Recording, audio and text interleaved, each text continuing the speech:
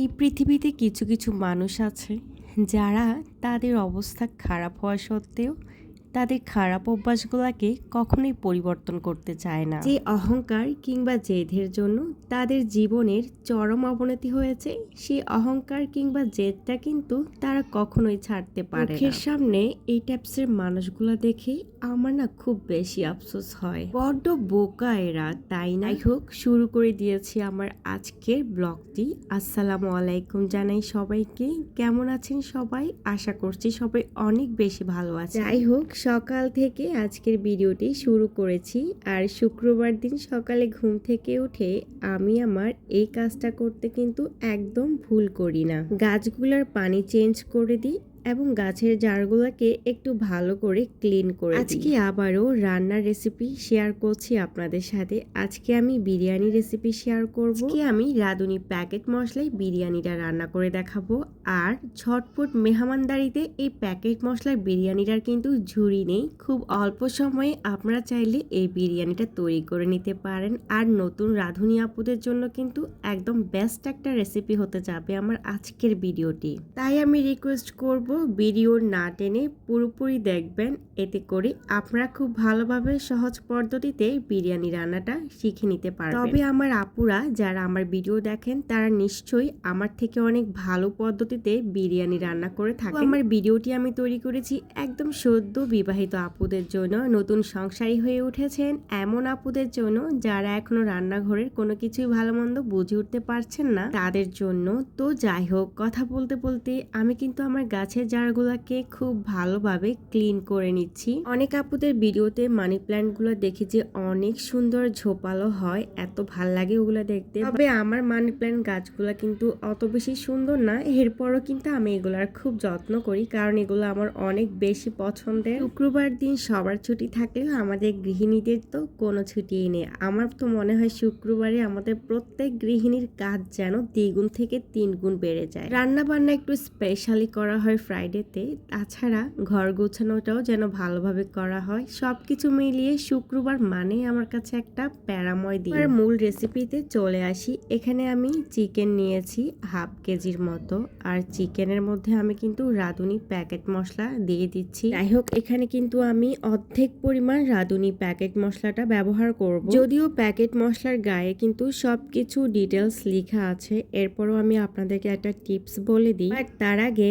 এই বিরিয়ানিতে আমি একটা আমার হাতে বানানো টক দই ব্যবহার করছি, সেই রেসিপিটাও একটু শেয়ার করে দিই। অনেক সময় হাতের কাছে আপনার টক দই না থাকতে পারে, তখন কিন্তু আপনি হুটহাট করে এই টক দইটা বানিয়ে নিতে পারেন। এখানে আমি কুসুম গরম পানি নিয়েছি, চামচ পরিমাণ গুঁড়ো দুধ নিয়েছি, ব্যাস। আর নিয়েছি লেবুর রস। গুঁড়ো দুধের মধ্যে আমি একটু করে কুসুম গরম পানি ব্যবহার করছি। পানিটা এমন ভাবে দিতে হবে যেন গুঁড়ো দুধটা একদম আঠা আঠা হয়, মানে এটা যেন পাতলা না হয়। এরপরে আমি একটু লেবুর রস মিক্সড করে নিয়েছি। আর লেবুর রস দিলে কিন্তু এটা ছানা কেটে আসবে, আর এভাবে কিন্তু কিছুক্ষণ চামচ দিয়ে নেড়ে নিতে হবে। তো হয়ে গেল মাত্র 1 মিনিটেই টক দই। আর এই টক দই দিয়ে আপনি কিন্তু বিরিয়ানি, রোস্ট সবকিছুই রান্না করতে পারবেন। যাই হোক, এবার টিপসটা বলে দিই। প্যাকেটে যদিও লেখা থাকে হাফ কেজি মাংসের সাথে 1 প্যাকেট পোড়া মশলা দিতে হবে, তবে 1 প্যাকেট পোড়াটা না দিয়ে আপনারা একটু কম পরিমাণ দেবেন। আর মশলার পরিমাণ একটু কম দিলে কিন্তু আপনি বিরিয়ানির অরিজিনাল টেস্টটা পাবেন। এবার বিরিয়ানিতে সেই হাতে বানানো টক দইটা দিয়ে দিয়েছি।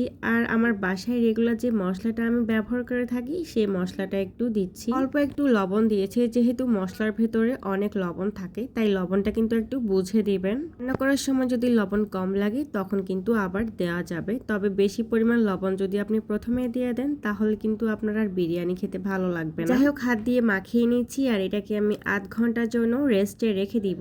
এইদিকে কিন্তু আমি পোলাওয়ের চালটাকে খুব ভালোভাবে ধুয়ে নিচ্ছি। আপনারা এখানে যে কোনো ধরনের চাল ব্যবহার করতে পারেন, তবে আমি চিনি গুঁড়া চাল দিয়ে আজকে বিরিয়ানিটা করব, আর এটা দিয়ে করলে আমার বেশি ভালো লাগে বিরিয়ানিটা। অবশ্যই চেষ্টা করবেন বিরিয়ানির চালটা রান্না করার আধ ঘন্টা আগে ভালো করে ধুয়ে পানিটা ঝরিয়ে নিতে, এতে করে আপনার বিরিয়ানিটা কিন্তু একদম ঝরঝরে হবে। আর আজকে আমি 2 কাপ পরিমাণ চাল নিয়েছি বিরিয়ানি রান্নার জন্য, সো আমার এখানে 4 কাপ পরিমাণ পানি লাগবে। যে কাপটা দিয়ে আমি চালটা মেপে নিয়েছি সেম কাপটা দিয়ে কিন্তু আমি পানিটাও দিব। পানির পরিমাণ এক ফোঁটা বেশিও হবে না, আবার এক ফোঁটা কমও হবে না। আর আমরা সবাই জানি পোলাও, খিচুড়ি এবং বিরিয়ানিতে চালের দ্বিগুণ পরিমাণ পানি কিন্তু দিতে হয়। ভাই রে ভাই, এই পানির পরিমাণটাই কিন্তু আসল জিনিস। এটা কিন্তু আপনাকে একদম ঠিকঠাক দিতে হবে, একদম বেশিও দিবেন না, কমও দিবেন না। একদম পারফেক্ট বিরিয়ানি রান্না করতে হলে পানিটা কিন্তু ঠিক চালের দ্বিগুণ পরিমাণ দিতে হবে। যাই হোক, রান্নায় চলে আসি। আমি এখানে পাতিলে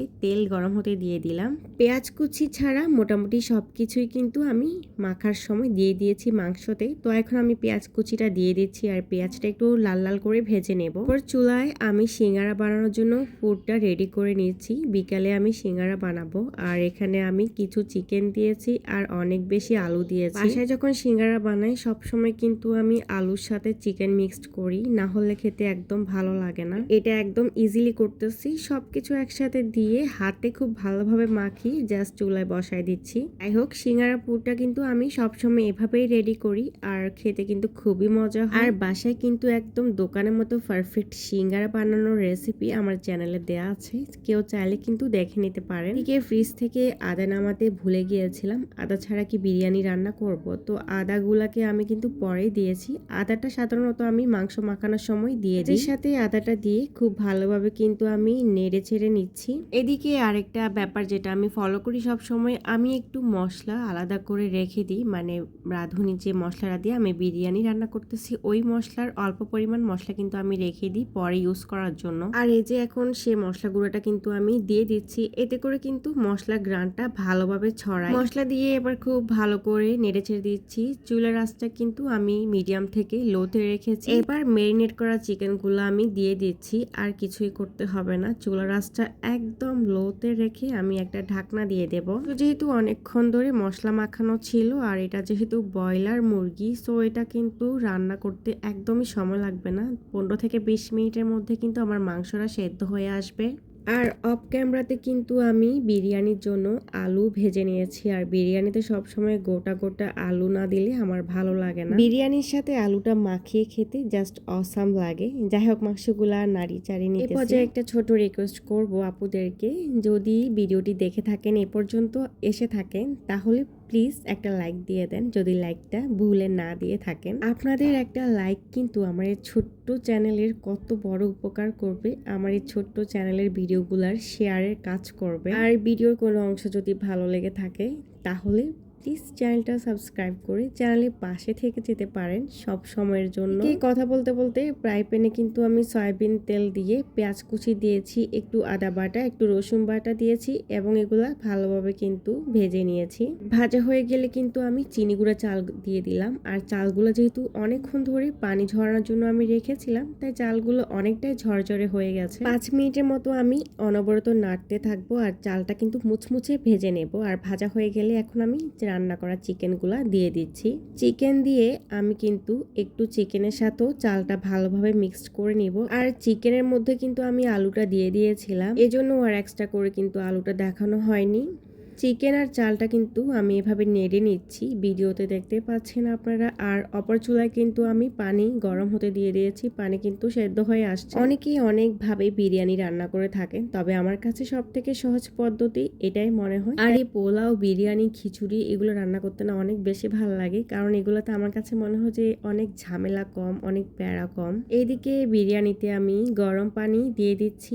আর হ্যাঁ, একটা কথা আমি কিন্তু বলতে ভুলে গিয়েছি, এখানে কিন্তু আপনাকে পর্যাপ্ত পরিমাণ লবণ দিতে হবে। তো লবণ দেওয়াটা মনে হয় আমার স্কিপ হয়ে গেছে, আপনারা কিন্তু অবশ্যই লবণ বুঝে দিয়ে দেবেন। আর এখন আমি কাঁচা মরিচ দিয়ে দিচ্ছি। আর বিরিয়ানিটাকে আরো বেশি মজার করার জন্য আপনাকে কিন্তু অবশ্যই 1 চামচ গুঁড়ো দুধ এবং 1 চামচ চিনি ব্যবহার করতে হবে। আপনার কাছে যদি লিকুইড দুধ থাকে তাহলে আপনি লিকুইড দুধটা গরম করে ব্যবহার করতে পারেন। আমি এখানে পাউডার দুধটাই কিন্তু ব্যবহার করলাম। আর এখন কিন্তু ঢাকনাটা দিয়ে দিয়েছি। 5 মিনিটের মতো অপেক্ষা করে ঢাকনাটা ঢাকনাটা উঠিয়ে দেখতে হবে বিরিয়ানির গায়ে পানি মাখা মাখা হয়েছে কিনা। আর এই পর্যায়ে কিন্তু অবশ্যই লবণটা চেক করে দেখতে হবে। এরপরে যদি লবণ চেক করে দেখে লবণ কম হয় তাহলে কিন্তু আর কোনোভাবেই বিরিয়ানিতে লবণ অ্যাড করে লাভ হবে না, তখন আর লবণটা মিক্সড হবে না। এদিকে আমার রান্নাটা কিন্তু হয়ে গেছে আর আমার বিরিয়ানি কিন্তু অনেক বেশি মজা হয়েছে। শুক্রবারে কাজ করতে করতে এত বেশি ক্ষুধা লেগে গেছে, আমি কিন্তু আর লাস্টের দিকে ভিডিওগুলো নিতে পারিনি। এখন একদম খেতে চলে আসছি আর এখন একটু ভিডিও করে নিচ্ছি আপনাদের সাথে শেয়ার করার জন্য। আর এখন খেতে খেতে